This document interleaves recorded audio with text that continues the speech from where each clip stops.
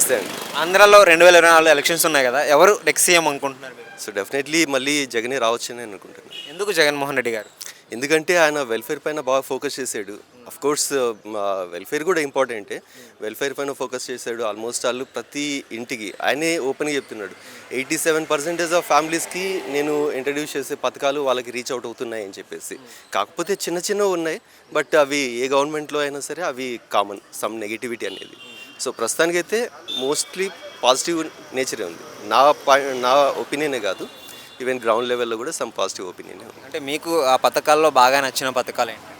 ఆరోగ్యశ్రీ అవ్వచ్చు. Aarogyasri is the main important. Fee reimbursement కానివ్వండి, లేదంటే ఈ 108 అంబులెన్స్ కానివ్వండి, మళ్ళీ రీసెంట్గా 104 చేస్తున్నారు. సంచార వైద్యశాలలు అని చెప్పేసి చెప్తున్నారు. అంటే డాక్టర్ దగ్గరికి ఫ్యామిలీ డాక్టర్ అని చెప్పేసి ఒక స్కీమ్ ఒకటి ఇంట్రడ్యూస్ చేశారు. సో ఇలా చూసుకుంటే గ్రౌండ్ లెవెల్ వారికి ఆ హైరార్కీ అనేది క్లియర్లీ అంటే సపోర్ట్ అనేది దొరుకుతుందన్నమాట కామన్ పీపుల్ కూడా. ఇప్పుడు ప్రస్తుతానికి స్కూల్స్ చూస్తే చాలా బాగున్నాయి అంటున్నారు, మీరు చూసారు ఎలా? అవును, నేను చూశాను పర్సనలీ, కొన్ని విజిట్ కూడా చేశాను. సమ్ సోషల్ అవేర్నెస్లో నేను కూడా అప్పుడప్పుడు అబ్జర్వ్ చేస్తుంటాను. నేను కూడా పబ్లిక్ని అడుగుతూ ఉంటాను ఎలా ఉంది అని చెప్పేసి. సో మెజారిటీస్ ఓకే అని చెప్పేసి అన్నారు, బాగుంది. అంటే క్వాలిటీ ఆఫ్ ఎడ్యుకేషన్ పెరిగింది. ఇంకొకటి జగన్ గారు కొత్తగా హాస్పిటల్ కూడా ఓపెన్ చేశారు, అది ఎలా అనిపించింది?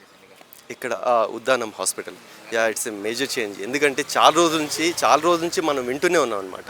అక్కడ సమ్ ప్రాబ్లం ఉంది, ఆ వాటర్లో ఫ్లోరిస్ కంటెంట్ ఎక్కువ ఉందని చెప్పేసి.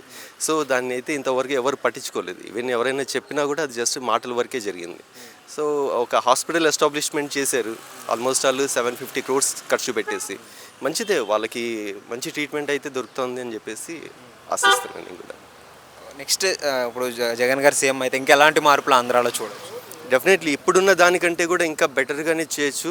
ఇంకా సమ్ కొత్త స్కీమ్స్తో పాటు సమ్ డెవలప్మెంట్ కూడా ఇంపార్టెంటే. సో నెక్స్ట్ టర్మ్లో డెవలప్మెంట్ పైన ఫోకస్ చేయొచ్చు అని నా ఒపీనియన్. ఖచ్చితంగా ఉంటుంది. అంటే ఇప్పుడు చంద్రబాబు నాయుడు గారు పవన్ కళ్యాణ్ గారు కలిసి వస్తున్నారు కదా, ఏమన్నా పోటీ ఇచ్చే అవకాశం ఉంది? అంటే వీళ్ళు ఏమన్నా గెలిచే అవకాశం ఉందా? టఫ్ అయితే ఉంది, బట్ బీట్ చేసేంత లెవెల్లో అయితే లేదని నా ఒపీనియన్. అంటే జగన్ గారు 175 అంటున్నారు కదా, అంత వస్తుందంట? It's highly impossible. ఎందుకంటే ఆయన చేశాడు కాబట్టి గ్రౌండ్ లెవెల్కి గడపకు అని చెప్పేసి ప్రతి ఎమ్మెల్యేస్ని వాళ్ళ ఇంటి దగ్గరికి వెళ్ళేసి ఏంటి ప్రాబ్లం అని చెప్పేసి అడుగుతున్నాడు. చేయకోకుంటే అసలు ఆ స్కోపే రాదు. ఐ మీన్ ఆ డేరింగ్ స్టెప్పే రాదనమాట. సో ఆయన చేశాడు కాబట్టి వెళ్తున్నారు, అడుగుతున్నారు. ఎన్ని సీట్లు రావచ్చు అనుకుంటున్నారు?